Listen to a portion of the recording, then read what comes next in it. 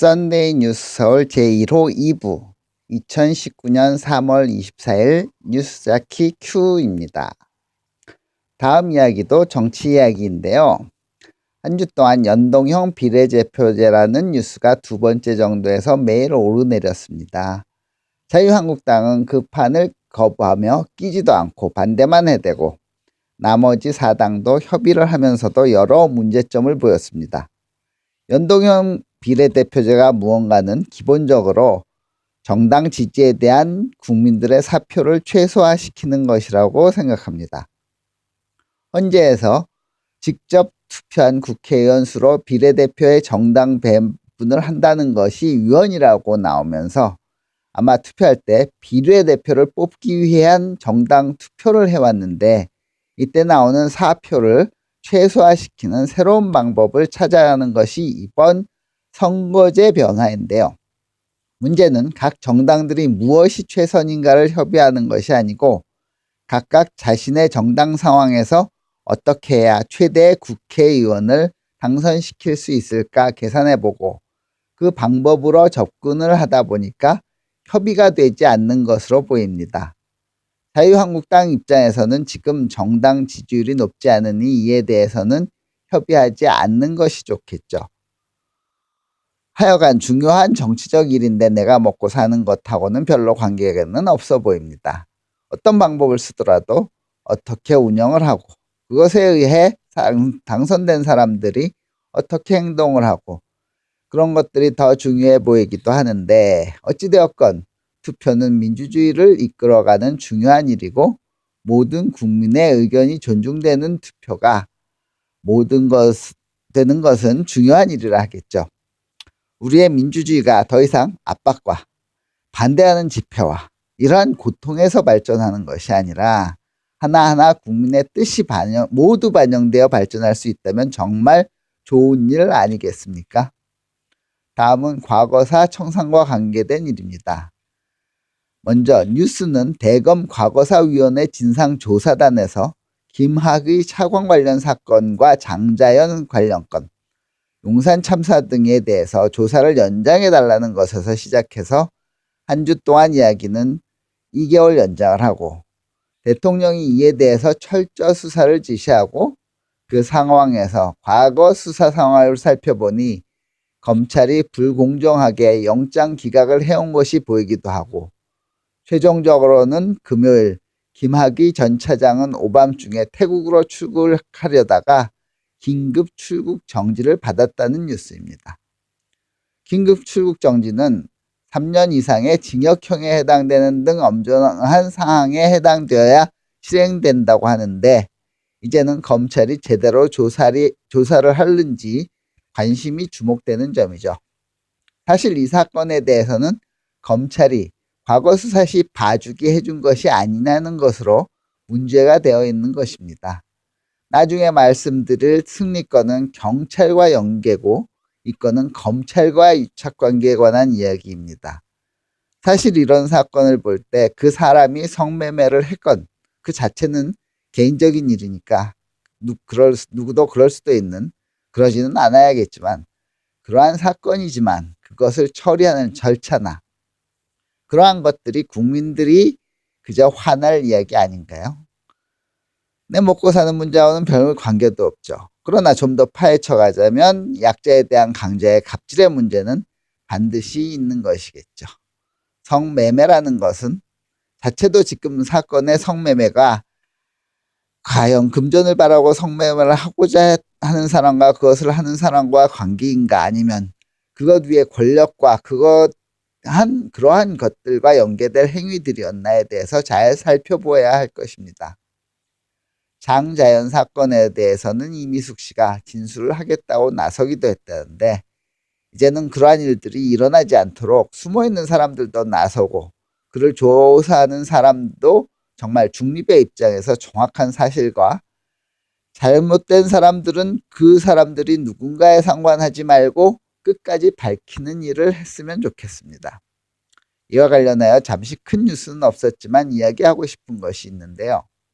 그것은 과거사 청산이란 이야기입니다. 누구는 조용한 이야기를 왜 다시 꺼내서 국론을 분열시키는가 하는 정신나간 이야기를 하기도 하는데요.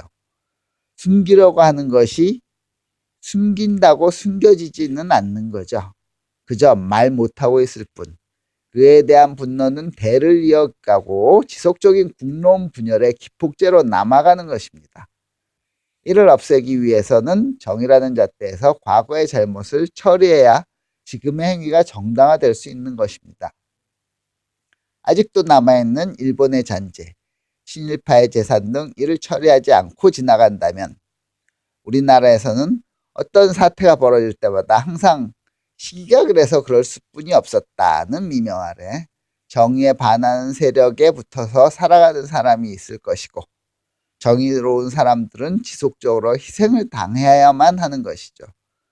과거 친일을 했던 사람에게 왜 그러하였는가라고 물으니 일제가 망하리라고는 생각지 못했다는 이야기를 한 사람이 있었다는 것이 떠오르네요. 지난주에 서울광장에 있던 세월호 관련 천막이 철거되고 안전다짐 공간을 설립하여 이전하기로 하였다는 뉴스가 있습니다. 세월호는 정말 많이 답답한 이야기입니다. 너무 오래 떠들어서 일반 사람들은 이제는 식상하기도 했겠고 그로 인한 오해와 잘못된 이견도 많이 나왔으리라고 봅니다. 정리할 것은 정리하는 것이 맞습니다. 그러니 철저히 밝힌 것은 밝히기도 해야 할 것도 또한 맞습니다. 저는 그날 그 TV 뉴스를 보면서 학생 승객 여러분은 위험하니 현실을 떠나지 마시고 현실에서 조용히 구조대의 구조가 있을 때까지 기다려 주십시오라고 일방적으로 방송을 내보냈던 사람들이 그리고 그 방송이 아직도 치가 떨리고 화가 납니다. 책임지기 싫으면 명령을 하지 말던지 도대체 배에서는 선장이 국가의 대통령과 같습니다. 총지휘권이 있다는 것이죠. 그런데 이런 방송을 해대고 저는 배 밖으로 대피를 했다는 것을 어떻게 이해를 할 수 있습니까? 지금 그때 사람들의 처분은 어떻게 되었는지 왜 뉴스에서 끝 맞춰주지 않는지 답답하네요. 무엇보다도 지난주 흥미로운 사건은 승리와 관련된 버닝썬 등의 사건이겠습니다. 단톡방에서의 대화 내용들이 밝혀지면서 여러 연예인이 문제로 눈길을 끌고 그것보다도 이 사건의 중요 초점은 연예계도 이제는 사회 주도 세력이 되었는데 이와 연결된 경찰과의 유찰 문제이겠죠. 처음 단순한 폭행 문제가 그래도 아마 폭행을 당한 것을 신고한 사람도 어느 정도 위치가 있었나 생각도 됩니다. 다 뒤집을 정도로 이야기가 되도록 상황을 만들었으니 만약 당신이 그러한 일을 당했을 때 이러한 상황까지 만들어낼 수 있었을까요? 하여간 그 덕분에 여러 가지 문제가 밝혀져 가고 있으니 다행이라 하겠습니다. 승리나 기타 연예인들도 절차나 정신은 상관없이 만약 성공 그 자체가 중요한 것으로만 이 사회가 몰아가려 한다면 참으로 어두운 세상이 될 것입니다. 정당히 노력을 한 만큼 보상을 받고 기회가 좋았다면 좀 더 받을 수도 있고 그 정도라면 정의로울 수 있는 세상이 아니겠습니까? 그리고 아직 중딩, 고딩의 수준을 못 떠난 그들의 단톡방 대화를 보면서 대중의 스타면 그만한 덕도 갖추려 한 노력이 있어야 하지 않는가 하는 아쉬움. 돈만 많이 벌고 있으면 최고가 아닌데 라는 아쉬움이 있습니다.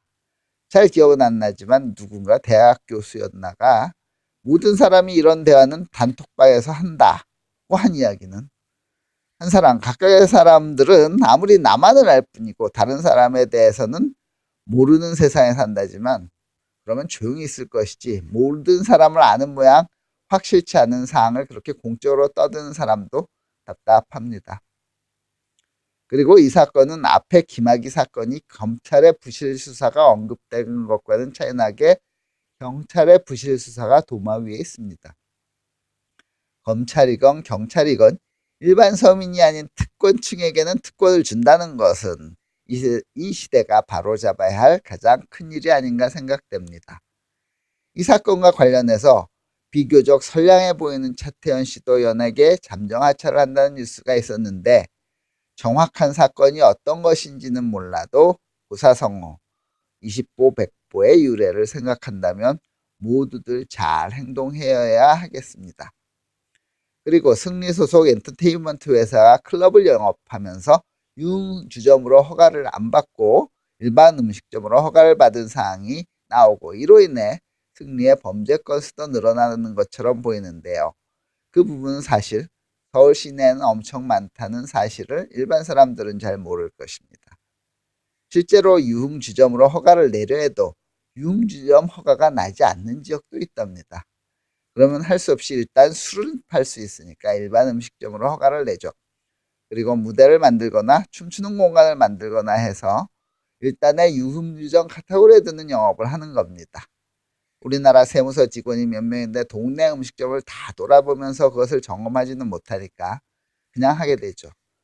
어쩌면 특별소비세를 내고 싶지 않아서가 아니라 허가가 나지 않아서일 수도 있을 겁니다.